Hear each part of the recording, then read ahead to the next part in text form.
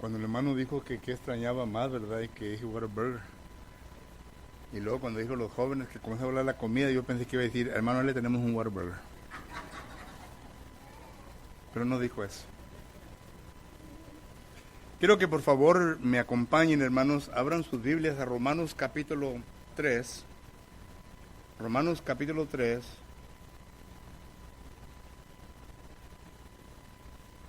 Romanos capítulo 3 y versículos del 10 al 18. El apóstol Pablo es quien escribe esta carta a la congregación que se encontraba en Roma, según capítulo 1. Y miramos nosotros que en la carta o esta epístola que el apóstol Pablo le escribe a los romanos, es una carta que está tratando concerniente a la salvación.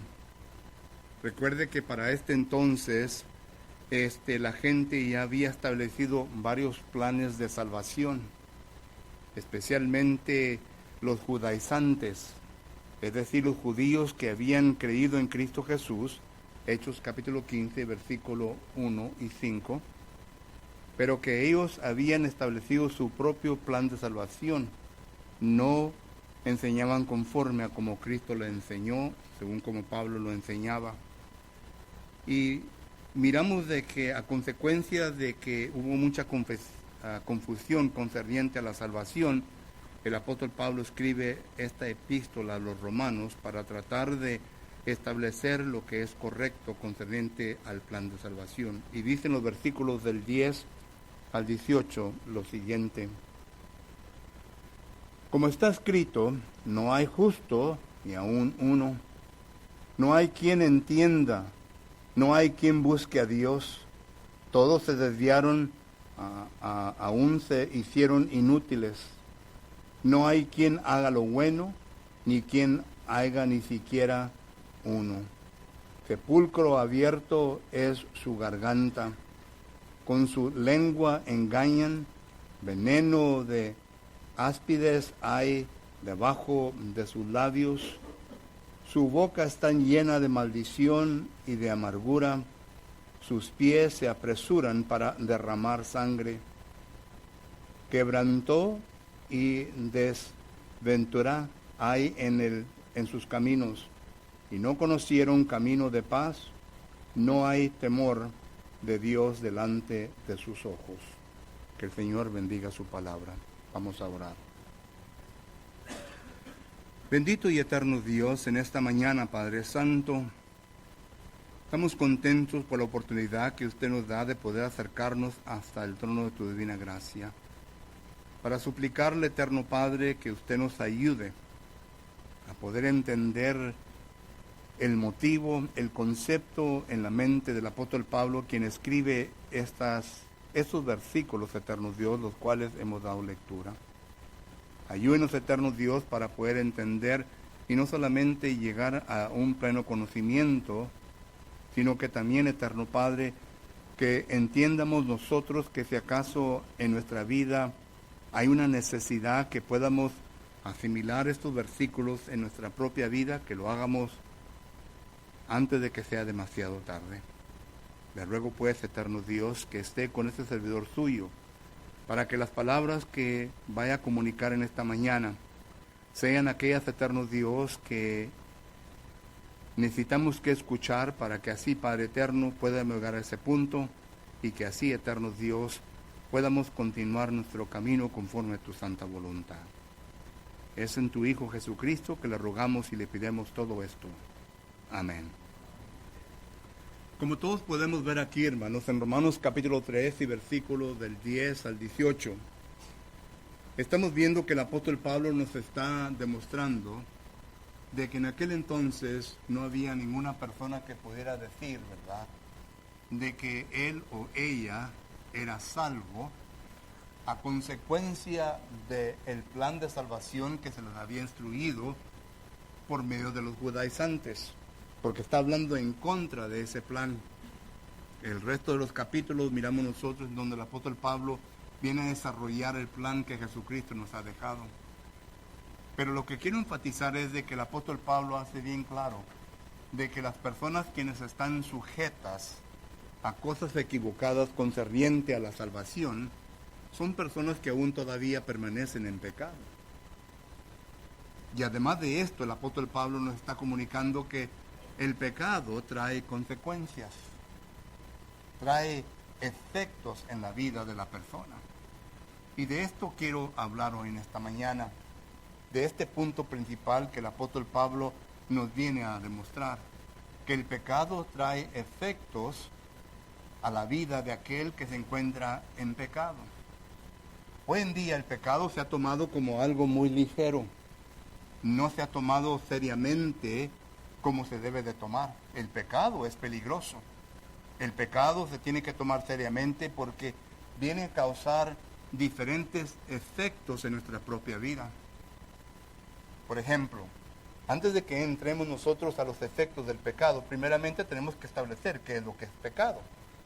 Porque para muchos de nosotros, quizás el pecado pueda ser una desviación de nuestras preferencias. Todos nosotros tenemos preferencias en nuestra vida. Y pensamos que una desviación de nuestras preferencias es pecado. Bueno, la Biblia nunca nos enseña que una desviación de nuestras preferencias es pecado. Pero lo que la Biblia sí nos enseña es de que, número uno, que el pecado es lo siguiente, y el apóstol Pablo lo establece en Romanos capítulo 14 y versículo 23. Considere pues lo que dice la palabra de Dios en ese versículo. Romanos capítulo 14 versículo 23, dice el apóstol Pablo: porque el que duda sobre lo que come es condenado, porque no lo hace con fe, y todo lo que no proviene de fe es pecado. Todo lo que no proviene de fe. La palabra pistes es la palabra griega, la cual encontramos aquí, a la cual el apóstol Pablo o los lexicógrafos la traducen en fe. Es una palabra que viene a demostrar una persuasión o convicción en nosotros. Es decir, si nosotros hubiéramos parafraseado este versículo, lo hubiéramos leído de la siguiente manera: todo aquello lo cual no es de convicción en nuestra vida, todo aquello lo cual no es de persuasión en nuestra vida, entonces es pecado. Y hay ocasiones cuando nosotros, ¿verdad?, no estamos totalmente persuadidos o convencidos de ciertas cosas, y como quiera lo hacemos. Bueno, según el apóstol Pablo, según Dios, nos dice que cuando hacemos tales cosas entramos en un estado de pecado, porque no lo hemos hecho con la persuasión o la convicción en nuestra vida. Pero noten también lo que dice el hermano de Jesucristo en Santiago capítulo 4 versículo 17. En Santiago capítulo 4 versículo 17, la palabra del Señor nos dice de la siguiente manera. Santiago capítulo 4 versículo 17, el hermano de Jesucristo nos dice o nos escribe lo siguiente: y al que sabe hacer lo bueno y no lo hace, le es pecado. Quien sabe hacer lo bueno y no lo hace, le es pecado. Cuando usted y yo sabemos bien de que algo es correcto y lo necesitamos que hacer y no lo hacemos, es pecado. Por ejemplo, todos nosotros, los que estamos aquí, ¿verdad?, y también los que nos están visitando, entendemos bien que el bautismo es bueno, es correcto, es lo que Dios nos ha dado. Y cada vez que usted escucha la palabra de Dios concerniente al bautismo y rehúsa en someterse a la voluntad de Dios, le es pecado. Si nosotros quienes estamos aquí sabemos bien de que venir a los servicios que se establecen aquí en la congregación y no lo hacemos, es pecado. Participar, hacer el Señor, sabemos que es un mandamiento, y cuando no lo hacemos, es pecado. Es lo que este versículo nos está dando a entender. Que cuando yo entiendo que es bueno, que es correcto, porque viene de parte de Dios, y no lo hago, entonces yo entro en una relación de pecado con Dios. Y por último, miramos nosotros que el apóstol Juan lo pone de esta manera. En la primera carta de Juan, capítulo 3, me parece que es el 3, versículo 4, dice lo siguiente. Primera carta de Juan, capítulo 3 y versículo 4, dice: todo aquel que comete pecado infringe también la ley, pues el pecado es infracción de la ley. Y claro, ¿verdad? Que aquí está hablando sobre la ley de Cristo. Galatas capítulo 6 y versículo 2, sabemos bien que existe la ley perfecta que es de Cristo. Santiago capítulo 1, versículo 25, lo demuestra que es la ley perfecta, pero es la ley de Cristo. Y cuando usted y yo venimos a causar una infracción en contra de tal ley, entonces ya es pecado hacia Dios. Solo que cuando hablo del pecado me estoy refiriendo a cosas de que se hacen no con el completo entendimiento de nuestra conciencia. Romanos 14, 23. El pecado es cuando entiendo que es bueno, que es correcto, pero no lo hago. El pecado es una infracción de la palabra de Dios. Y el pecado entonces nos viene a establecer una relación no agradable delante de los ojos de Dios. No importa quiénes seamos. Estoy hablando del cristiano y no cristiano. Ahorita vengo a hacer una distinción entre los dos. Pero la relación que el pecado viene a producir en la persona es una relación que ya no tengo comunión con Dios. Ya no puedo comunicarme con Dios. Isaías capítulo 59, versículo 1 y 2 dice ahí la palabra del Señor: no es Dios el quien ha cortado la comunión con nosotros, sino que nosotros hemos cortado comunión con Dios a consecuencia de las transgresiones y pecado.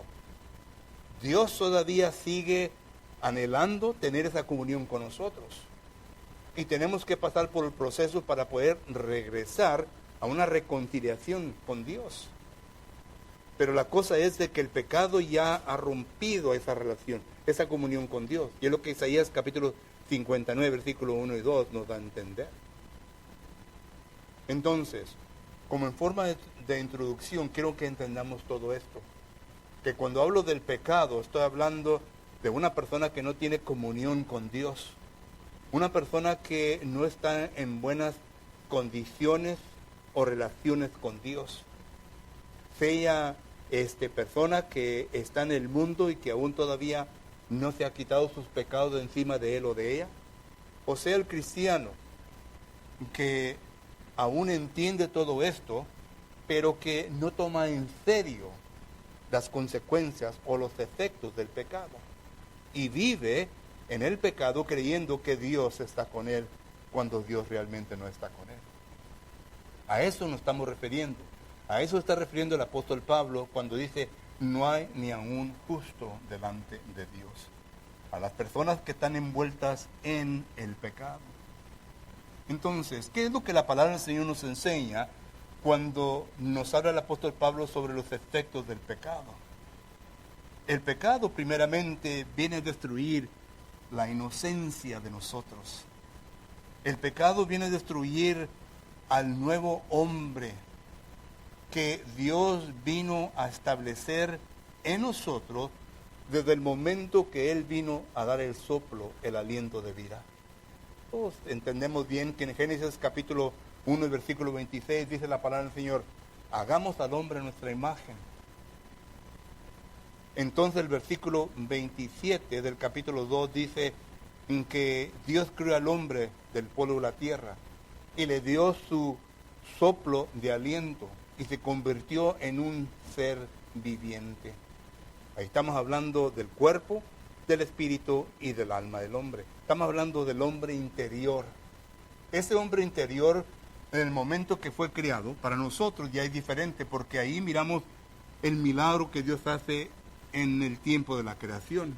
Pero para nosotros, Salmo 139, versículo 13 en adelante, dice la palabra del Señor que Dios hace maravillas dentro del vientre de la madre. Y ahí se está refiriendo a lo que vimos en Génesis capítulo 2, versículo 27. Y miramos nosotros que ahí se empieza la inocencia, el nuevo hombre. Dios da el soplo de aliento Y miramos nosotros que ahí empieza el nuevo hombre, el alma. Ese hombre es un hombre inocente. El apóstol Pablo se dirige a la nueva creación, al nuevo hombre. Es un hombre inocente. Ese hombre permanece en su inocencia hasta que el pecado viene a entrar en sí mismo. Y es lo que dice Proverbios capítulo 22 y versículo 15. Lea conmigo este Proverbios, note lo que dice la palabra del Señor. En Proverbios capítulo 22 y versículo 15 dice la palabra del Señor lo siguiente. Dice, Proverbios capítulo 22 y versículo 15. La necedad está ligada en el corazón del muchacho, mas la vara de la corrección le alejará de él. Pero la primera parte de este proverbio dice que la necedad está ligada al muchacho. Es interesante la palabra muchacho.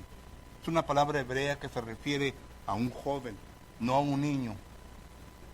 Y digo esto, ¿verdad? Para que nosotros entendamos de que desde la niñez, del nacimiento del niño hasta la juventud, el hombre inocente existe.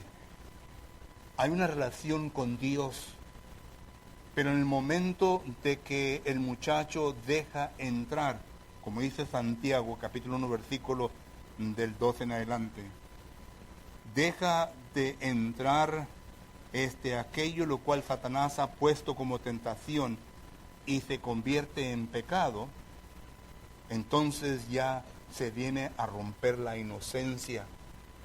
Y esto es uno de los efectos del pecado. El pecado viene a quitar la inocencia nuestra delante de Dios. Ya yo no tengo ciertas cosas disponibles delante de mí. El niño puede orar y Dios lo escucha, como dice Mateo capítulo 18 y Mateo capítulo 19. Dejar los niños venir a mí porque de ellos es el reino de los cielos. Pero cuando una persona ya peca, ya no tiene ese privilegio. Juan capítulo 9 y versículo 30 y 31 dice que Dios no escucha las oraciones, la comunicación del pecador, sino que de todo aquel que hace la voluntad de Dios. ¿Ven la diferencia? El pecado viene a romper esa inocencia y por lo tanto la gente, ¿verdad?, no lo viene a ver, pero existe y cree de que él es bendecido por Dios y que Dios le está escuchando sus oraciones, de que Dios está con él en todo lo que vaya y ora, cuando Dios no tiene nada que ver con todo esto. Porque el pecado ya le ha afectado su vida y Dios no puede tener relación con tal persona. Y muchas de las veces nosotros como cristianos pensamos que Dios está con nosotros, hermanos, cuando realmente el pecado existe en nuestra vida y nada está pasando. Es decir, no hay aquella relación con nosotros y con Dios.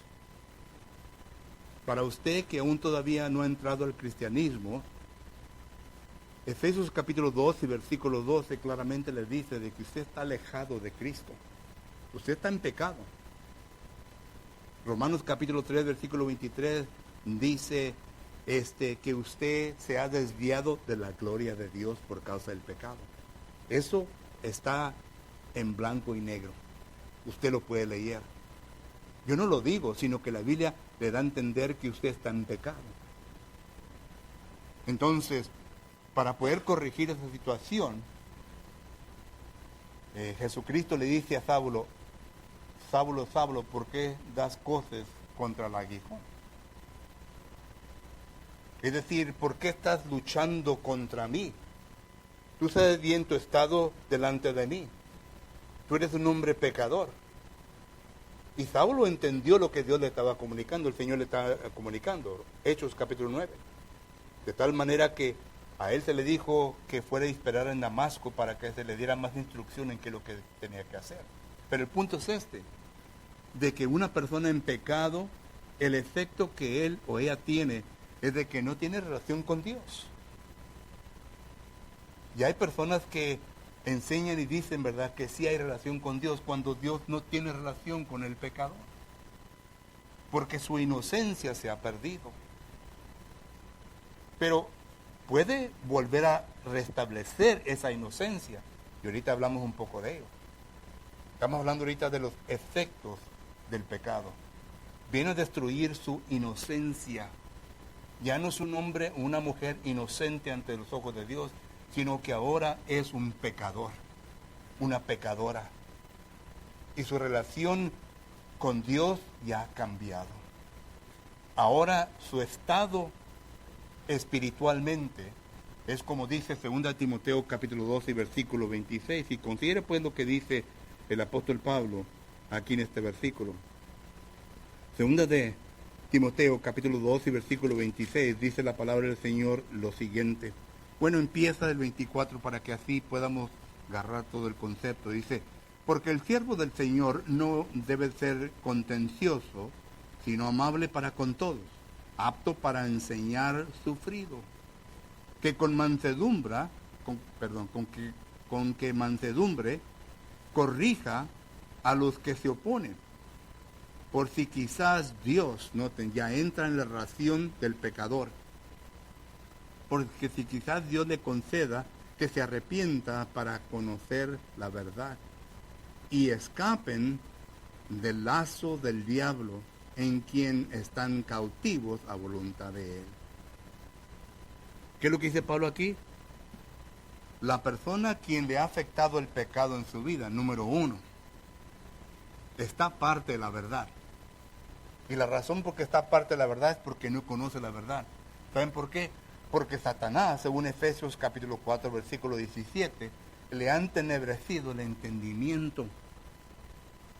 Le ha causado unas tinieblas en el entendimiento que no puede ver claramente la verdad.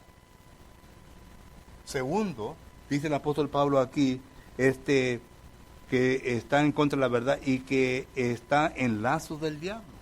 Es decir, es un esclavo del diablo. Los deseos del diablo está cumpliendo. ¿Recuerdan lo que Jesucristo le dice a los judíos en aquel entonces? Dice, vosotros sois hijos de vuestro padre, el diablo. Juan capítulo 8, versículo 44 en adelante. Porque son cautivos y están ya bajo el poder de Satanás. Esto es lo mismo que explica Romanos capítulo 6 y versículo 16.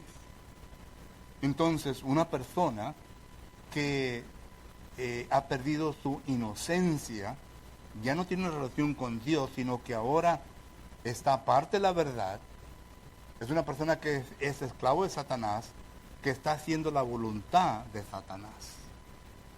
Tiene que entenderlo. Y aunque se diga a la persona, yo no estoy haciendo voluntad de Satanás, la Biblia nos dice diferente. Ahí está la Biblia. Ahí la Biblia claramente nos dice. Segundo, otro efecto que miramos nosotros concerniente al pecado en el ser humano es de que ahora le ha establecido unos hábitos que son dañosos para nuestra vida. Esto lo miramos nosotros en Colosenses capítulo 3 y versículo 9. En Colosenses capítulo 3 y versículo 9, note lo que dice la palabra de Dios. Colosenses capítulo 3 y versículo 9. El apóstol Pablo aquí le está hablando a cristianos que habían sido ya, personas que habían sido ya bautizadas y que ya eran miembros del cuerpo de Cristo Jesús, pero que aún ellos todavía no se habían despojado de las consecuencias del pecado. De eso estamos hablando. Los afectos del pecado es que viene a crear hábitos. El viejo hombre cría hábitos en la persona y por lo tanto esos hábitos se tienen que tratar inmediatamente. Pero noten lo que Pablo dice aquí en el versículo, empieza el versículo 5, dice, hacer morir pues lo terrenal en vosotros, fornicación, impurezas, pasiones desordenadas, malos deseos y la avaricia, que es idolatría. Estos hermanos estaban luchando con estas cosas, pero el punto que quiero establecer es de que el viejo hombre está arraigado en lo terrenal, en las cosas del mundo. Y esto es lo que viene a causar el pecado. Ese es otro efecto del pecado. Viene a causar de que la persona se venga a arraigar completamente dentro de las cosas mundanas. Y por eso Pablo le dice en el versículo 9 lo siguiente. Dice, no mintáis los unos a los otros, habiéndose despojado del viejo hombre con sus hechos. Ahí el lenguaje, según los lexicógrafos, nos dan a entender concerniente a los hábitos que el mundo ha formado en la vida de la persona. Esos hábitos, ya hemos dicho, que no se vienen a quitar con las aguas del bautismo. Estamos hablando del pecado que ha entrado. Ahorita hablamos cómo se quita el pecado. Estamos hablando de los hábitos que el bautismo no quita. Estamos hablando de los efectos. Y tercero, ¿verdad? El efecto tercero, ya el tiempo se pasa, hermano, es totalmente la muerte espiritual. La muerte espiritual. Ustedes seguramente que han visto esta vista que se llama The Walking Dead. Hay muchos Walking Deads aquí en el mundo. Muchos. Hay mucha gente muerta caminando en este mundo. Y me refiero a espiritualmente. Y no andan así, ¿verdad?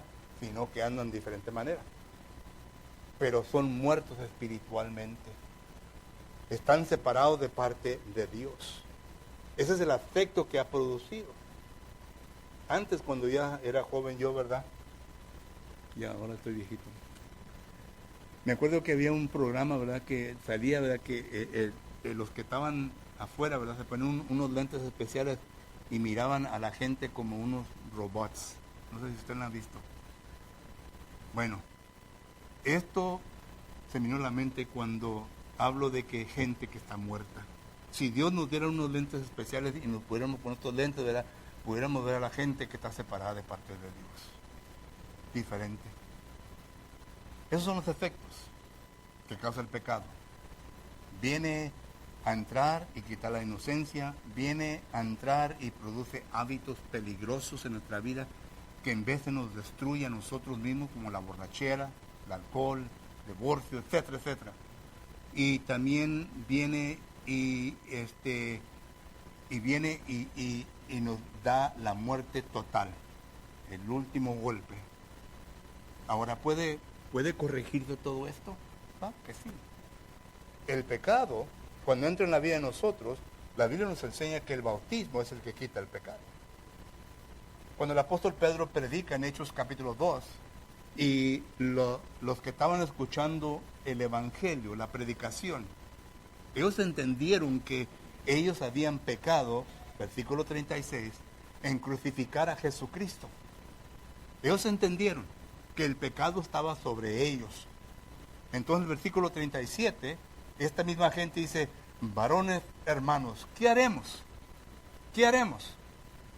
Y noten lo que Pedro le conteste, arrepentidos y bautícense para el perdón de sus pecados. Solo que hay un proceso para poder quitar el pecado en nuestra vida. El proceso es de oír las buenas nuevas, de creer en las buenas nuevas, de arrepentirnos y de confesar a Jesucristo y ser bautizados, y el pecado se quita.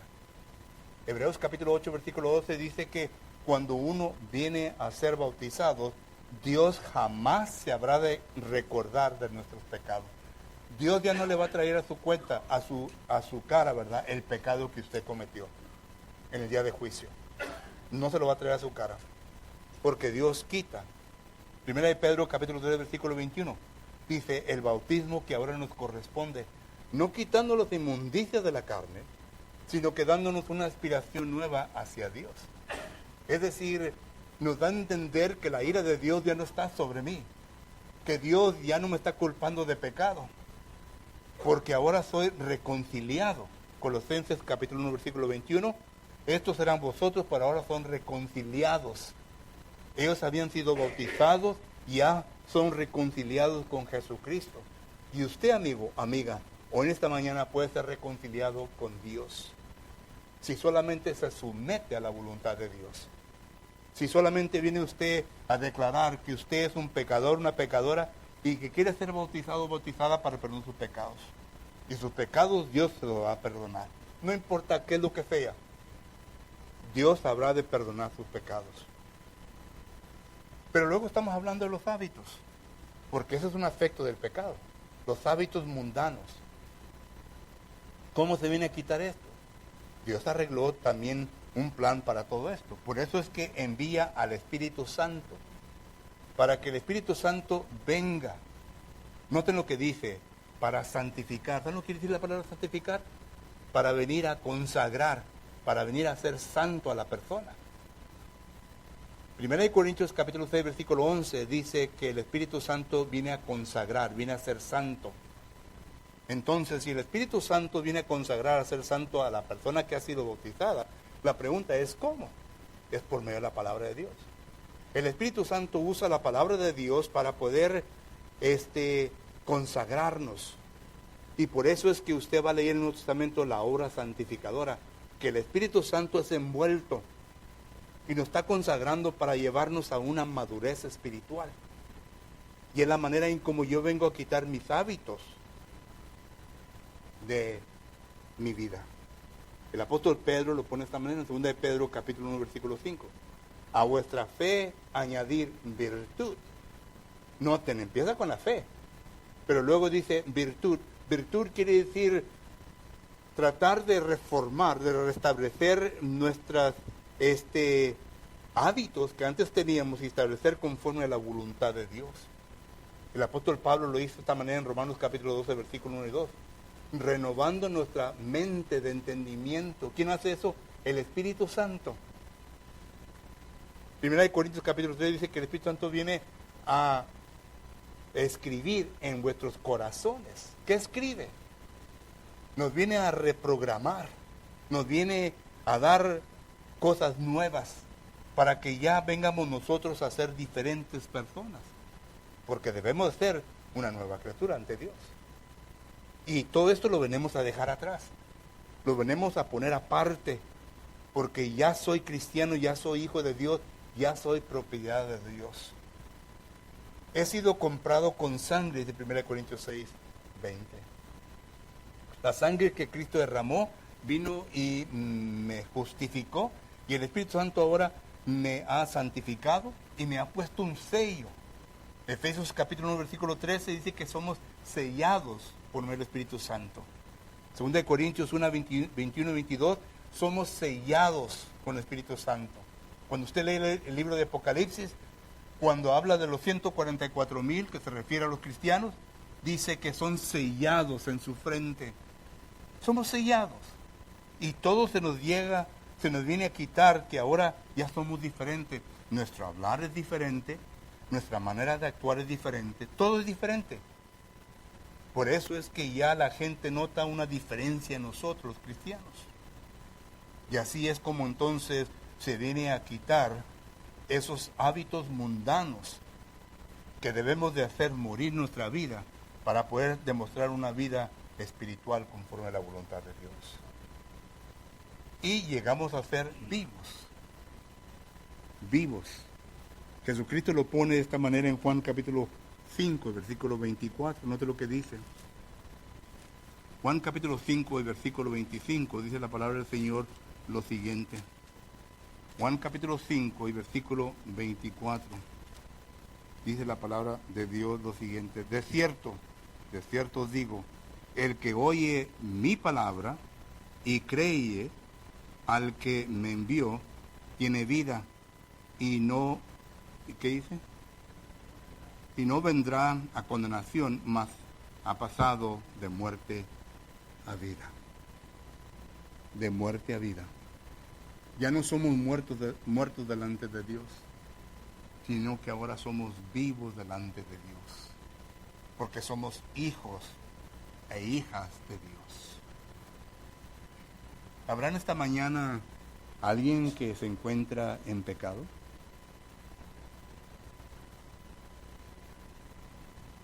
Le voy a decir, como le dijo Jesús a la gente que acusó a la mujer samaritana, ¿verdad? O la mujer adúltera.